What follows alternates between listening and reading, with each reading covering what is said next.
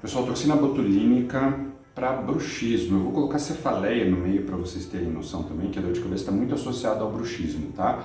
Então, a gente faz uma aplicação da toxina botulínica em pontos chaves, geralmente nos pontos gatilhos, e também em músculos de alta contração, principalmente aqui, ó, masseter, o músculo temporal e toda a musculatura da cabeça. Isso diminui essa sensação de apertamento, essa força que a pessoa faz, principalmente durante a noite, sem alterar a mastigação, claro, quando ele é aplicado de forma correta, e ele traz um alívio incrível pro bruxismo, ok? É comum pacientes que vêm para cá procurando um alívio para dor de cabeça melhorar muito com o Botox para bruxismo também.